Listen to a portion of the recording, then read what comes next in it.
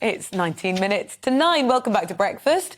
Time to go through the papers this morning with political editor of The Sun on Sunday, David Wooding, and the author, Nichi Hodgson. Really appreciate both of you being with us. Let's talk about it. It's gloomy, David, but the consequences of lockdown in the Telegraph, the front page, particularly for people with diabetes. Yes, we're only just starting to see the real full details of the effect on the nation's health as a result of lockdown. At the time we did it, it was all about protecting us from the virus.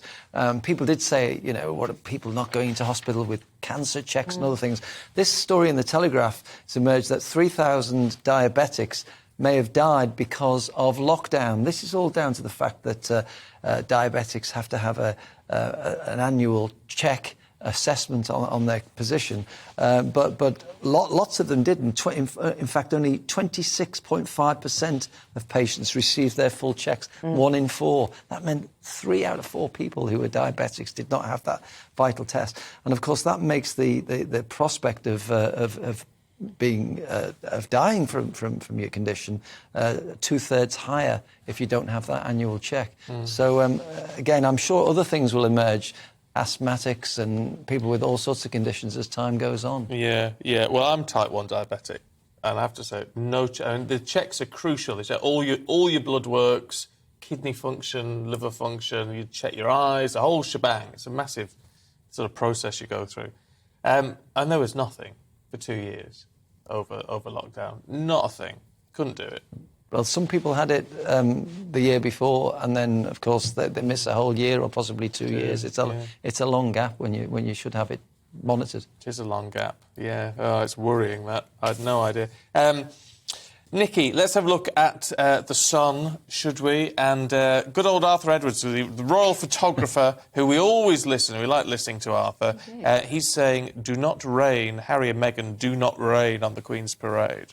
I mean, it's quite funny that Arthur's got 2 pages to say it's all about the Queen, which he's kind of made it a little bit about him and his photographs that he's taken over the years. But fair enough, he's had a brilliant career taking iconic images.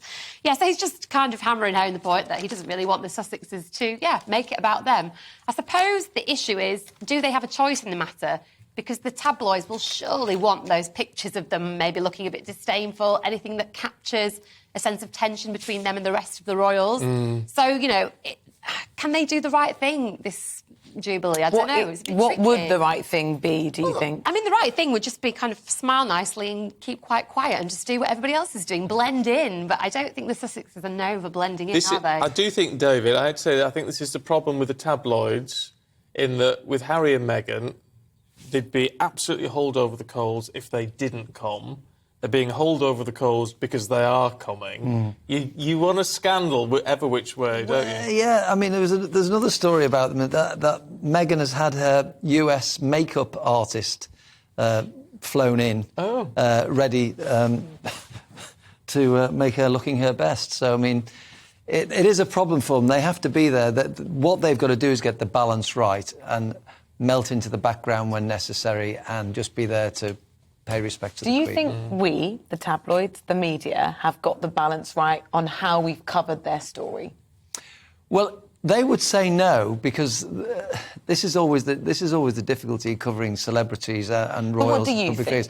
I think probably about right. We try to reflect both sides of the stories if we can. I mean, people give us stories, people tell us things, and you know they try to put their side out, and we try to do what we can.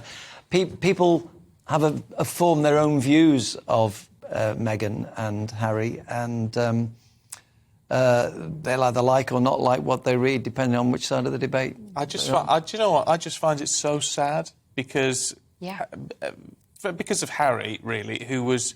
Yeah, he was almost the nation's sweetheart in a way. Everyone loved Harry. He was a bit edgy, a bit naughty, and he's just got his. You know, the opinion of him in the British public has just gone absolutely down the pan. And I find that so sad that he's allowed that to happen.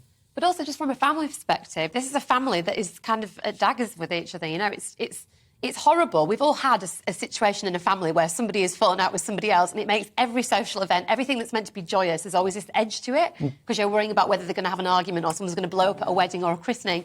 So from the family perspective, I think it's sad that, that this has come to pass. But, if the Queen has reached out to them, then maybe this is the beginning of a better chapter in the royal family, and the royals all getting on with each other. So let's hope so. They were given a fair wind, of course. I mean, the nation loved Meghan when she first came here, and the papers. But then the papers went for it, didn't they? Well, the papers gave her really good coverage. I think there was an issue with her father, who then started giving stories as a result of the way he was and Piers treated. Morgan. Yeah.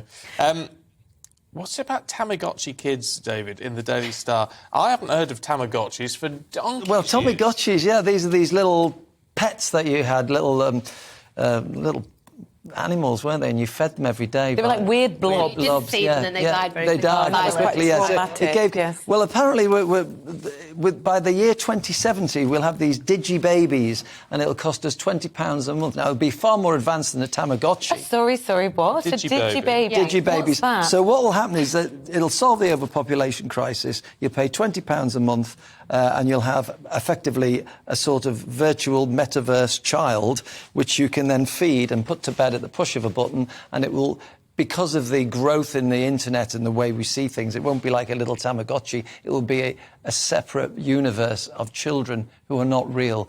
And they reckon... Who's proposing this idea? This is an artificial intelligence expert and a former government advisor called Catriona Campbell. And she says, virtual children may now seem like a giant leap from where we are now, but within 50 years, technology will advance to such an extent that babies which exist in the metaverse are indistinct from those in the real world. Oh. As the metaverse evolves, I can see virtual children becoming accepted and fully embraced parts of society. Yeah, don't be daft. Well, we did. If somebody had said to us 50 years ago, we'll all be talking to each other on the internet and we'll have this little handheld computer. I married somebody I met on a dating app. Yeah, I do take your point. I mean, I'm sure it will come to pass.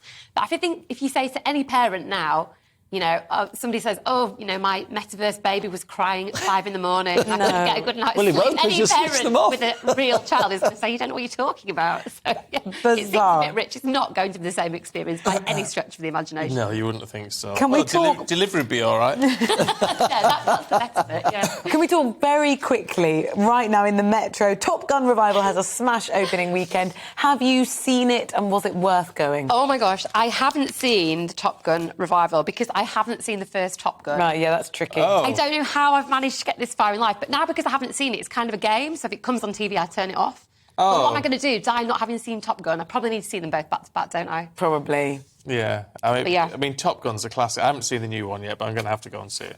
But yeah, it's good because apparently it took $151 million in the first weekend, the opening weekend. So Tom Cruise is a happy and rich man. I bet he is. And cinemas are happy too as well, of course, which is good news. Yeah, it is. Look, Nikki, David, thank you both very much indeed. It's been great to see you this morning.